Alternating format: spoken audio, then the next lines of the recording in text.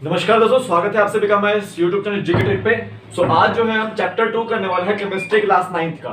ठीक है, तो इससे पहले जो है हमने चैप्टर 1 कर लिया है। अगर आपने नहीं देखा है तो ऊपर उसको आई बटन में आप देख लीजिएगा। उसमें मैंने आपको एमसीक्यू फॉर्मेट में भी क्वेश्चन डाले हुए हैं, तो आप उसको भी देख लीजिएगा। ठीक है, तो जो चैप्टर 2 होने वाला है हमारा, वो होने वाला है आपका is matter around us pure. Is matter around us pure, ये वाला चैप्टर होने वाला है। तो फर्स्ट चैप्टर में जो हमने मैटर के बारे में डिस्कस किया था कि मैटर क्या होता है, उसी से जो है हम यहाँ पर केमिस्ट्री की जो डेफिनेशन मैं एक बार दोबारा लिखता हूँ कि केमिस्ट्री की डेफिनेशन क्या थी आपकी। It is the study of matter. Study of matter. अभी हमने मैटर को पूरी तरह से स्टडी नहीं किया, तो हम इसकी पूरी ओवरऑल डेफिनेशन नहीं बोल रहे हैं। तो इसको हम अभी केमिस्ट्री को यही बोल रहे हैं कि जो स्टडी ऑफ मैटर जो है वो आपकी केमिस्ट्री है। तो मैटर को हमने जो है दो भागों में बांटा था, जिसको हमने जिसका जो फर्स्ट पार्ट है हमारा वो फिजिकल प्रॉपर्टीज के ऊपर था, जिसमें हमने जो है वो आपकी 3 स्टेट्स ऑफ मैटर, सॉलिड और आपका लिक्विड और गैसेस के बारे में पिछले लेक्चर में जो है पढ़ लिया था। ठीक है, 3 स्टेट्स ऑफ मैटर के बारे में हमने इसमें पढ़ लिया था। तो इस जो लेक्चर में हमने पढ़ना है वो क्लास 9th का जो है जो चैप्टर 2 है, उसमें हमने जो पढ़नी है वो आपकी केमिकल प्रॉपर्टीज पढ़नी है। क्या पढ़नी है? Chemical properties of matter. तो जब हम केमिकल और फिजिकल प्रॉपर्टीज को पढ़ लेंगे, दोनों चैप्टर को, दोनों क्वेश्चन, दोनों चीजों को, तो जो है हम यहाँ पर केमिस्ट्री की डेफिनेशन लिखेंगे। ठीक है, तो अभी समझ लीजिए कि जो केमिस्ट्री आपकी वो स्टडी ऑफ मैटर ही है। तो देखिए हमारे एक ऐप भी है, जीके ट्रिक ऐप। अगर आपने नहीं की है डाउनलोड तो आप उसको डाउनलोड कर लीजिएगा। लिंक उसका डिस्क्रिप्शन बॉक्स में दिया हुआ है मैंने। ठीक है, डाउनलोड कर सकते हैं। तो हमारे पास वहां पे एचपीएसएससी और एचपीपीएससी से रिलेटेड नोट्स वहां पर पड़े हुए हैं। ठीक है, जैसे आपका हिमाचल में कोई भी एग्जाम है तो उसमें जीके आपको आती है, history, geography, political science, economics. ठीक है, तो उनसे रिलेटेड नोट्स आपको पड़े हुए हैं। अगर आप सीटेट की तैयारी कर रहे हो तो हिंदी में जो है साइकोलॉजी के नोट्स वहां पर पड़े हुए हैं। ठीक है, तो आप परचेज कर सकते हैं उनको, वो स्टोर सेक्शन में मिल जाएंगे आपको भी बैच में एनरोल करने की जरूरत नहीं है। ठीक है, जो भी मैं पढ़ाऊंगा आपको यहाँ पे यूट्यूब पे ही पढ़ाऊंगा अच्छे से। ठीक है, तो आप ये जो है नोट कर लीजिएगा एक बार। तो आज जो हम पढ़ने वाले हैं मैटर की केमिकल प्रॉपर्टीज। क्या पढ़ने वाले हैं? मैटर की केमिकल प्रॉपर्टीज। ठीक है, तो मैटर क्या बोला था हमने सबसे पहले? Anything that occupy space and possesses mass is called matter।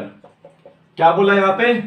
कोई भी चीज है वो या तो स्थान घेरती है या उसका मास है, तो वो क्या है? मैटर है।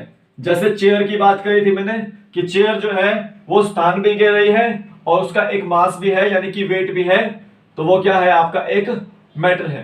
ठीक है, तो ऐसी ही बहुत सारी चीज है, जैसे आपका बेड हो गया या फ्रिज हो गया या कोई भी चीज है, आप खुद हो गए, आपका एक साइज भी है, आप जो है जगह भी घेरते हैं, तो वो भी क्या है? वो भी मैटर है। अब देखिए हम बात करेंगे इसमें, क्या बात करेंगे? केमिकल प्रॉपर्टीज की। अभी तक तो हमने फिजिकल प्रॉपर्टीज पढ़ी थी, अब हम इसमें केमिकल प्रॉपर्टीज पढ़ने जा रहे हैं। ठीक है, केमिकल कंपोजिशन के बारे में हम पढ़ने जा रहे हैं। ठीक है, अब देखिए जब हम केमिकल कंपोजिशन के बारे में बात करते हैं तो यानी कि यहाँ पे केमिकली जो कंपाउंड होंगे, फॉर्म होंगे कंपाउंड्स, या फिर केमिकल कंपोजिशन कहीं पे अगर दिखाई देती है तो आपका वो केमिकल कंपोजिशन हो गया। केमिकल प्रॉपर्टीज आपको दिखाई देती है या केमिकल रिएक्शन कोई दिखाई देती है तो आपको वो केमिकल कंपोजिशन होगी। अब देखिए केमिकल कंपोजिशन में हम इसको हम दो चीजें बांटते हैं। एक प्योर में बांटते हैं, एक इम्प्योर में बांटते हैं। इम्प्योर सब्सटेंस और प्योर सब्सटेंस। समझ लीजिए प्योर सब्सटेंस क्या है। ठीक है, एक सिंगल सब्सटेंस जो है किसी भी फिजिकल प्रोसेस से जो है वो सेपरेट नहीं किया जा सकता। जो किसी भी फिजिकल प्रोसेस से जो है वो सेपरेट नहीं किया जा सकता। यहां पर क्या होता है? प्योर इम्प्योर सब्सटेंस में यहां पे दो और दो से ज्यादा सब्सटेंस होते हैं। ठीक है, और वो केमिकली कंबाइंड नहीं होते हैं और वो किसी भी प्रोपोर्शन में होते हैं। ठीक है, प्योर सब्सटेंस में हम यहां पर लिखेंगे it is a single substance which can not be separated by any physical process. It is a single substance which cannot be separated by any physical process। ठीक है, इस प्योर सब्सटेंस को जो है हम किसी भी फिजिकल प्रोसेस से जो है वो सेपरेट नहीं कर सकते। सिंपल सी बात है, जैसे मैं आपको बोलता हूं कि कॉपर, क्या कॉपर एक एलिमेंट है, ठीक है, उसको हम फिजिकली जो है किसी भी फिजिकल प्रोसेस से जो है वो सेपरेट नहीं कर सकते। जैसे आपका प्योर वाटर, इसमें क्या होता है, हाइड्रोजन और ऑक्सीजन के मॉलिक्यूल्स होते हैं, ठीक है, तो उसको भी हम किसी भी फिजिकल प्रोसेस से जो है सेपरेट नहीं कर सकते। ठीक है, तो प्योर सब्सटेंसेस में आपको दो चीजें आती हैं, एक आती है आपको एलिमेंट्स, क्या आते हैं, एलिमेंट्स, और एक आते हैं कंपाउंड्स। ठीक है, अब एलिमेंट्स क्या होते हैं, एलिमेंट्स में हमेशा याद रखें कि जो इनकी जो सबसे छोटी यूनिट होती है वो आपकी एटम्स होती है, यानी कि एटम्स से मिलकर बने हुए होते हैं ये। ठीक है, जैसे मैंने कॉपर दिया हुआ है यहाँ पे, तो ये कॉपर क्या है, ये आपका एलिमेंट है एक तरह से। कैसे हमने बताया कि मान लो ये कॉपर का एक टुकड़ा है, तो उसमें जितने भी पार्टिकल्स होंगे वो या एटम्स होंगे वो कॉपर ही होंगे, वहां पे कोई भी अलग जो है कंपाउंड नहीं होता है। तो इसीलिए हमने यहाँ पर इसको क्या बोला, सिंगल सब्सटेंस। अगर एलिमेंट में हम बोलते हैं it is a pure substance which neither be broken nor be built by any physical process, तो एलिमेंट्स में हम क्या बोलते हैं कि ये एक प्योर सब्सटेंस है, यानी कि एक सिंगल सब्सटेंस है जिसको हम ना तो ब्रेक कर सकते ना हम उसको बिल्ड कर सकते। ठीक है, तो ये चीज आपको याद रखनी है कि एलिमेंट में हमारे पास एक ही तरह के एटम्स वहां पर होंगे। अगर कॉपर का मेटल होगा, कॉपर की चीज होगी कोई, तो वहां पर कॉपर के ही एटम्स जो है यहां पर होंगे। अब कंपाउंड्स में क्या होगा कि कंपाउंड्स में ये होगा कि वो होगा तो प्योर सब्सटेंस, सिंगल सब्सटेंस होगा, जैसे आपका प्योर वाटर है।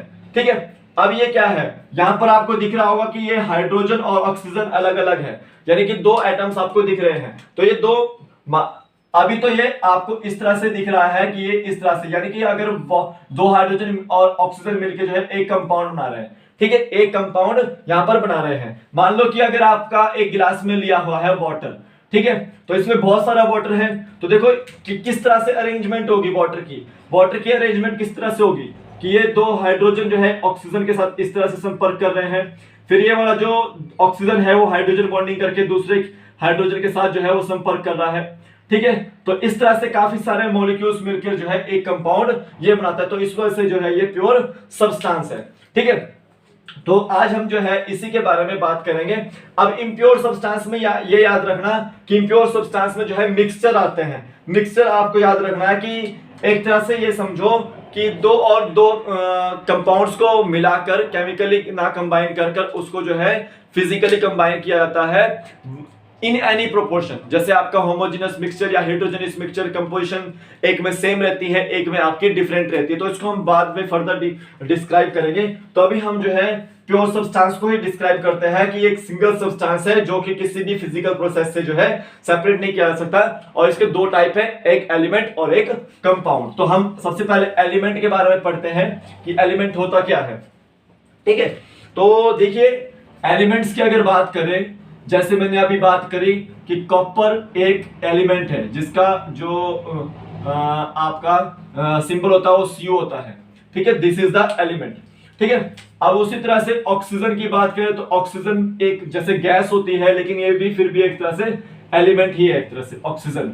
ठीक है, ठीक है, ऑक्सीजन जो है एलिमेंट ही है। अब देखिए यहां पर क्या है, सिंपल सी बात है कि इसकी अगर मैं डेफिनेशन लिखूं तो क्या लिखूंगा, it is a pure substance, it is a pure substance which can neither broken nor built by any physical and chemical methods। Simple सी बात है कि एक प्योर सब्सटेंस है, सिंगल सब्सटेंस है, जो कि ना तो ब्रेक किया जा सकता और उसको हम जो है फिजिकल और केमिकल मेथड से प्रिपेयर नहीं कर सकते। ठीक है, अब देखिए ये केमिकल एलिमेंट्स जो है वो तीन तरह से डिवाइड किए जाते हैं। एक होता है मेटल्स, एक होता है नॉन मेटल्स, ठीक है, और एक होता है मेटलॉइड्स। इसके बारे में जो है नोट्स आप बना लीजिए, इसको पेंसिल लेकर बैठिए। ठीक है, तो मेटल्स, नॉन मेटल्स, मेटलॉइड्स। ठीक है, अब मेटल्स के बारे में बात करेंगे, नॉन मेटल्स के बारे में बात करेंगे, मेटलॉइड्स के बारे में बात करेंगे। तो इसको हम लिख लेते हैं एक जगह कि मेटल्स की प्रॉपर्टीज क्या होती है, नॉन मेटल्स की प्रॉपर्टीज क्या होती है, और मेटलॉइड्स की जो है वो प्रॉपर्टीज क्या होती है। ठीक है, अब देखिए सबसे पहले हम बात करेंगे किसकी, मेटल्स की। मेटल्स होते क्या हैं? जो भी आपको स्ट्रक्चर दिख रहा है, मान लो आपको कोई एक लोहे का उपकरण दिख रहा है, तो वो क्या है, एक तरह से मेटल है। आयरन आपको दिख रहा है तो वो मेटल है, एल्यूमिनियम आपको दिख रहा है वो मेटल है। ठीक है, तो देखो हमने कैसे बताया उसको कि ये मेटल है, वो हमने उसको ये बताया कि जो मेटल्स होते हैं वो क्या होते हैं, वो सॉलिड होते हैं। Metals are solid. लेकिन एक ऐसा मेटल है जो आपका लिक्विड होता है रूम टेम्परेचर पे, तो यहां पे एक्सेप्शन थी एक, मरकरी जो है वो लिक्विड है रूम टेम्परेचर पे, ये आपको याद रखना है। अब देखिए मेटल्स जो होते हैं वो आर मैलिएबल। मैलिएबल का मतलब क्या है कि किसी भी धातु को हम पीट कर जो है एक प्लेट की फॉर्म में बना सकते हैं। ठीक है, जो गोल्ड के जो ज्वेलरी होती है तो वो क्या है, एक तरह से मैलिएबल है, यानी कि धातु है गोल्ड, तो वो क्या है, हम उसको पीट कर जो है वो हथौड़े से उसको एक प्लेट नुमा, इस तरह से जो है प्लेट नुमा हम बना सकते हैं। ठीक है, तो मेटल्स आर मैलिएबल। ठीक है, अब देखिए metals are ductile. Metals are ductile. हमने क्यों बोला डक्टाइल? डक्टाइल का मतलब क्या होता है, can be beaten into wires. ठीक है, अब मतलब क्या है, हम देखिए अगर किसी भी धातु को खींचने की कोशिश करेंगे हम उसको जो है वायर्स में कन्वर्ट कर सकते हैं। तो वायर्स भी होती है आपकी, वो क्या है आपकी, वो मेटल ही होती है। ठीक है, तो उस किसी भी धातु को अगर वायर्स की फॉर्म में कन्वर्ट करना है तो आप क्या बोलेंगे, उसको डक्टाइल बोलेंगे। Metals are lustrous. Lustrous, lustrous का मतलब होता है शाइनिंग। क्या होता है, shining. Metals have the property of lustrous, तो मतलब मेटल्स जो है वो चमकदार यहां पर कहे गए हैं। ठीक है, मेटल्स आर सोनोरस। सोनोरस का मतलब क्या है कि एक तरह से रिंग, यानी कि दो मेटल्स को जो है, मान लो ये मेटल है, ये मेटल है, अगर आप इसको टकराओगे एक दूसरे के साथ या एक दूसरे के साथ बजाओगे तो यानी कि एक साउंड प्रोड्यूस होगी, तो मतलब उसको क्या बोलेंगे, साउंड प्रोड्यूसिंग को क्या बोलेंगे, सोनोरस बोलेंगे। ठीक है, metals are good conductor of heat and electricity. कोई भी धातु होगी वो जो है वो गुड कंडक्टर ऑफ इलेक्ट्रिसिटी होगी। कंडक्टर का मतलब क्या होता है कि जो इलेक्ट्रिसिटी को कंडक्ट कर लेता है, जिसमें आपको करंट लग सकता है, तो मेटल्स में आपको करंट जो है वो लग सकता है। आपके लिए क्वेश्चन है कि हमको किस चीज में करंट नहीं लगता। ठीक है, क्या हमको जो है वो स्विचेस में करंट लगता है, जो आप ऑन ऑफ के लिए स्विच यूज करते हैं, वो किस चीज के लिए, किस क्या क्या प्रॉपर्टीज वहां पर होती है, क्या हमको वुड में करंट लगता है। ठीक है, metals are good conductor of heat and electricity. ठीक है, और एक और याद रखना है कि metals have high melting point and boiling point. ठीक है, आप देखिए कोई भी धातु है उनको मेल्ट करने के लिए या बॉयल करने के लिए जो है वो काफी ज्यादा टेम्परेचर चाहिए होता है। तो कोई भी धातु ले लेता हूं, मान लो मैंने आयरन ले लिया, इसको अगर मुझे मेल्ट करना है तो हमें कितना टेम्परेचर चाहिए, तो हमको कम से कम इसके लिए 1700 डिग्री सेल्सियस या केल्विन में जो है वो टेम्परेचर चाहिए। इसको मेल्ट करने के लिए हमको इतना टेम्परेचर चाहिए। तो इनका जो है मेटल्स का जितने भी होते हैं उनका हाई मेल्टिंग पॉइंट और हाई बॉइलिंग पॉइंट होता है। ठीक है, ये आपको याद रखना। तो ये मेटल्स की प्रॉपर्टीज आपको याद रख लेनी है, लिख सकते हैं आप इसको, ठीक है। अभी आगे चलते हैं हम नॉन मेटल्स पे, कि नॉन मेटल्स में क्या होता है। हमेशा याद रखें कि जो नॉन मेटल्स होते हैं वो मेटल्स के अपोजिट होते हैं। तो नॉन मेटल्स के बारे में हम यहां पढ़ते हैं थोड़ा सा, कि नॉन मेटल्स जो होते हैं, non metals they found in all the 3 states of matter. मतलब क्या है इसका, कि ये जो है नॉन मेटल्स वो तीनों स्टेट्स में मिलते हैं। अब 3 स्टेट्स कौन सी है, सॉलिड में भी मिलते हैं, लिक्विड में भी मिलते हैं और गैसेस में भी मिलते हैं, ठीक है।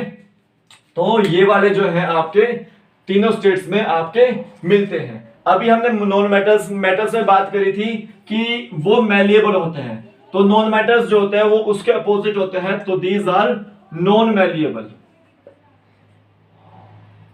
ठीक है, दीज आर नॉन मैलिएबल, यानी कि हम उसको जो है प्लेट नुमा आकार में पीट पीट कर जो है हथौड़े से कन्वर्ट नहीं कर सकते। अभी हमने बात करी थी कि मेटल्स जो होते हैं वो डक्टाइल होते हैं, लेकिन नॉन मेटल्स जो होते हैं वो नॉन डक्टाइल होते हैं, ठीक है, दीज आर नॉन डक्टाइल। मतलब क्या है कि हम किसी भी नॉन मेटल को जो है वो वायर्स में कन्वर्ट नहीं कर सकते हैं, ठीक है। अब एक और चीज याद रखना, these do not show lustrous property. Lustrous property का मतलब क्या बोला मैंने, लस्ट्रस का मतलब बोला था मैंने कि ये जो है वो शाइन नहीं करते हैं, ठीक है।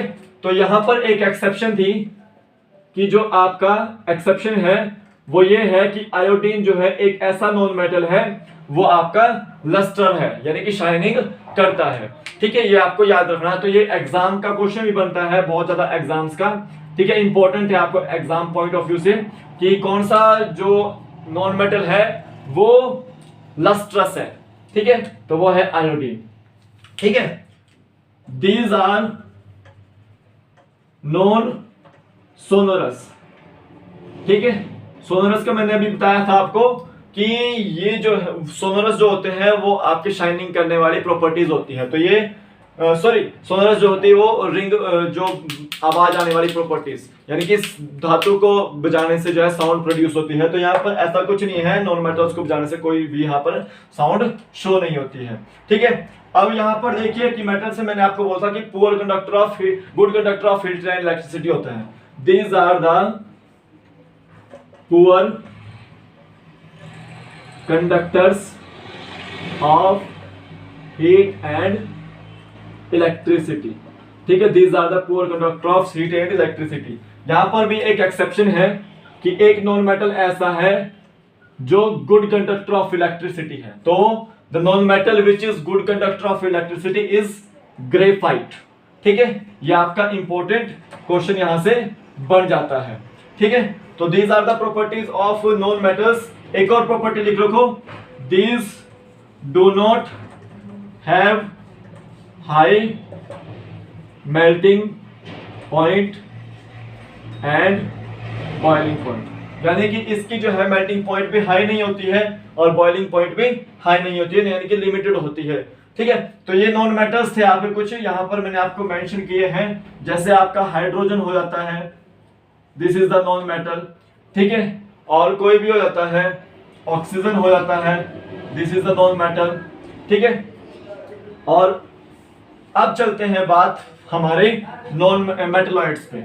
मेटलॉइड्स क्या होते हैं, मेटलॉइड्स में आपको याद रखना है कि जो दोनों प्रॉपर्टीज शो करेंगे, दोनों प्रॉपर्टीज मतलब यानी कि मेटल्स की प्रॉपर्टीज भी और नॉन मेटल्स की प्रॉपर्टीज भी, these show both the properties of metals and non metals, यानी कि ये दोनों की प्रॉपर्टीज जो है वो शो करते हैं। तो इसमें एग्जांपल देखो, बिस्मथ, आर्सेनिक, एंटीमनी भी इसमें जो है प्रॉपर्टी आ जाती है। तो ये हमारे मेटल्स, नॉन मेटल्स और मेटलॉइड्स के बारे में जो है हमने पढ़ा था अभी हम जो है थोड़ा सा कंपाउंड्स के बारे में देखते हैं। ये कंपाउंड्स होते क्या हैं। कंपाउंड्स के बारे में आपको याद रखना है कि कंपाउंड्स क्या है। इसमें भी जो है एक प्योर सब्सटेंस है, इसमें दो और दो से ज्यादा एलिमेंट्स कंबाइंड होते हैं और यहाँ पर फिक्स प्रोपोर्शन में होते हैं। क्या होता है यहाँ पे, a pure substance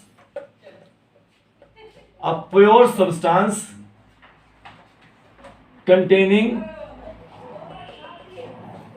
two or more elements in a fixed proportion by weight। ठीक है, ये भी एक तरह से प्योर सब्सटेंस है और यहां पर दो से ज्यादा एलिमेंट्स जो है यहाँ पे फिक्स प्रोपोर्शन में जो है वो कंबाइन होते हैं। जैसे मैंने आपको बोला कि वाटर में क्या है, एक एलिमेंट ये था, दूसरा एलिमेंट ये है, तो ये दोनों आपके कंबाइन करके जो है फिक्स प्रोपोर्शन में जो है कंबाइन कर रहे हैं, तो ये क्या कहला रहे हैं आपके, ये कंपाउंड्स कहला रहे हैं। ठीक है, अब जैसे कैल्शियम कार्बोनेट बोल देता हूं मैं, तो कैल्शियम यहाँ पर है, कार्बोनेट यहाँ पर है और ऑक्सीजन यहाँ पर है, तीन एलिमेंट्स है यहाँ पे। ठीक है, और ये किसमें है, ये फिक्स प्रोपोर्शन में है वेट से। ठीक है, by fix proportion by weight है यहाँ पे। ठीक है, तो मतलब यहाँ पर ये है कि यहाँ पर जो है दो एलिमेंट्स कंबाइन करेंगे फिक्स प्रोपोर्शन में बाय वेट। अब ये देखिए यहाँ पर जो है एक इनऑर्गेनिक होगा और एक ऑर्गेनिक कंपाउंड होगा। सिंपल सी बात याद रखें, जो नॉन लिविंग सोर्स होंगे, जो नॉन लिविंग सोर्सेज से जो है ऑब्टेन होगा वो आपका इनऑर्गेनिक कंपाउंड होगा। जो जैसे कि नॉन लिविंग सोर्सेज जैसे रॉक्स से ऑब्टेन होगा कोई भी चीज। ठीक है, जैसे आपका कैल्शियम कार्बोनेट आपको जो है चूने का पत्थर जो है आपको रॉक से मिल रहे हैं। ठीक है, कोई भी मिनरल्स होते हैं जो आपको जमीन से मिलते हैं तो आपका क्या है, कोई इनऑर्गेनिक सब्सटेंस है। ठीक है, कैल्शियम हाइड्रोक्साइड हो गया आपका, ये भी आपका इनऑर्गेनिक सब्सटेंस है। जो हमारे को नॉन लिविंग सोर्सेज से मिलेंगे वो आपके इनऑर्गेनिक सब्सटेंसेस होंगे। जो हमारे को लिविंग सोर्सेज से मिलेंगे, लिविंग सोर्सेज से मिलेंगे वो आपके ऑर्गेनिक सब्सटेंस होंगे। जैसे आपके कार्बोहाइड्रेट्स हो गया, ठीक है, ठीक है, प्रोटीन्स हो गया, ये भी आपका इनऑर्गेनिक ऑर्गेनिक सब्सटेंस है। फैट्स हो गए, ठीक है, और विटामिन्स हो गए, these are the organic substances.